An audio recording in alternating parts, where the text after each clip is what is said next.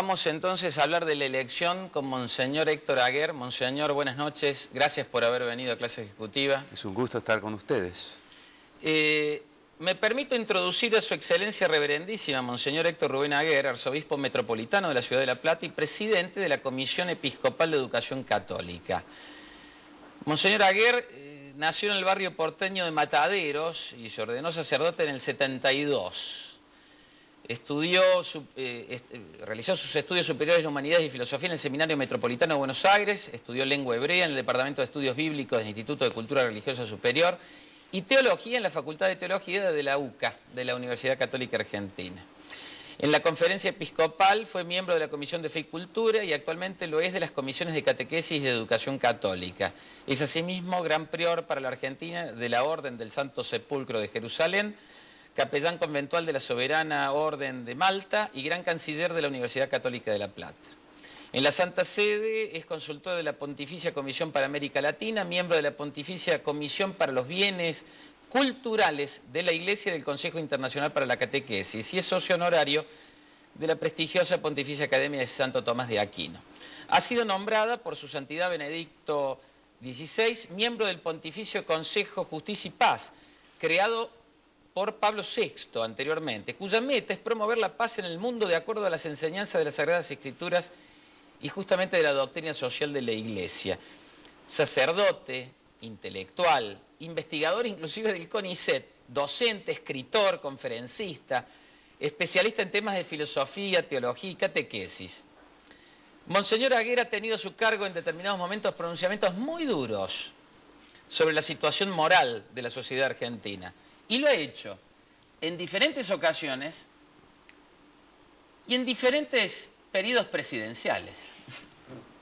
Monseñor, decíamos en el libro que mencionaba, en el Deuteronomio, hay un momento donde Dios nos dice, vos podés elegir por el bien y por la vida, o por el mal y por la muerte. Usted ha hecho una buena mención al referirse al Deuteronomio. Usted sabe que el Deuteronomio, desde el punto de vista literario, viene como a concretar una reforma religiosa, o el intento de una reforma religiosa en Israel, ¿no? Reforma religiosa significa siempre un volver a la fidelidad a la alianza. Entonces aquí pareciera que los escribas que formaban ese círculo del cual nació el Deuteronomio, advirtieron que el pueblo se había desviado de esa fidelidad y que por eso le sobrevenían tales calamidades. ¿Nos pasa algo así, Monseñor? Bueno, pareciera que esa es una ley inmanente de la historia, ¿no? Que cuando el hombre se descarría, se desvía, él mismo va hacia la perdición. Entonces es necesario retomarse, reponerse en la posición correcta, y por eso es justo hablar de elección. Además, esa idea de los dos caminos, porque en el fondo es una teoría sapiencial que se encuentra en otras tradiciones, incluso ajenas al ámbito bíblico, ¿no? La idea de que el hombre ha sido hecho con una finalidad. Platón advertía que el hombre, por su condición espiritual, tiene una sintonía natural con la verdad, con el bien y la belleza. Y cuando voluntariamente se aparta de esa meta, entonces comienza a deshumanizarse. El Deuteronomio, por otra parte, tiene acentos evangélicos en el Antiguo Testamento. Quiero decir, se habla mucho del amor de Dios allí. Es notable que esa invitación a elegir la vida, a elegir el bien, la verdad, la belleza, está hecha por un Dios que ama al hombre, que ama a su pueblo y que quiere para su pueblo el bien.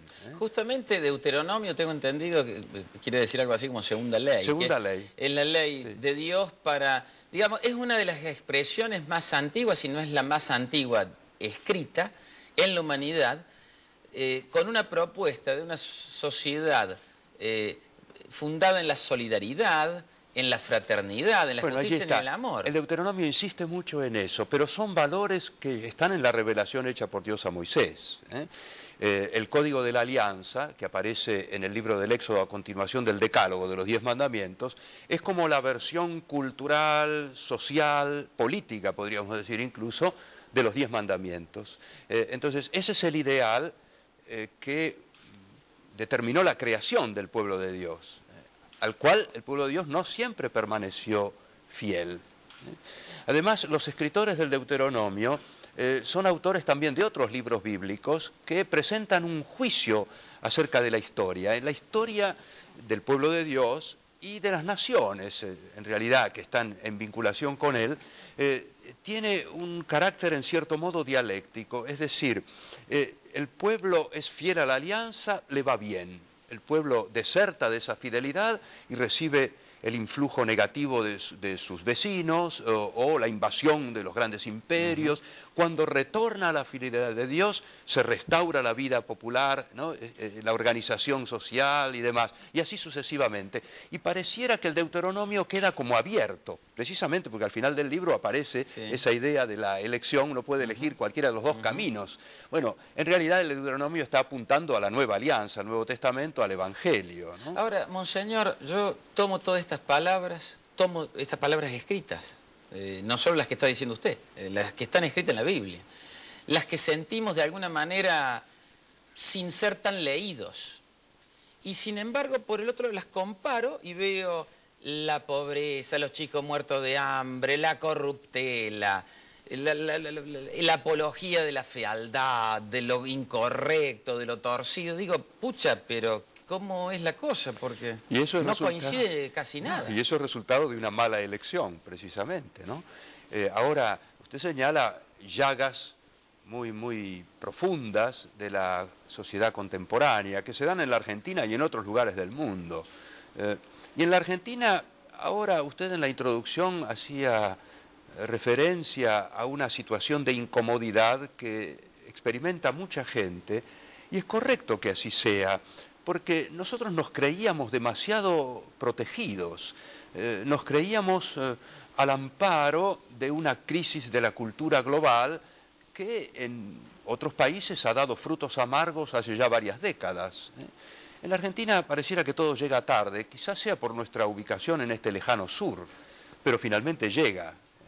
Y ha llegado lo malo, evidentemente ha llegado, que provoca este sano sentimiento, porque es una señal, un síntoma de salud, el sentirse incómodo cuando comienza a invadirnos la miseria material y moral, la fealdad. Algo que no nos está haciendo bien a la salud. Yo lo tengo que interrumpir. Permítame un segundito, nos tenemos que ir a una pausa comercial. Muy bien. Y enseguida volvemos con este análisis hermoso que estamos haciendo con Monseñor Aguer acerca de la elección en clase ejecutiva.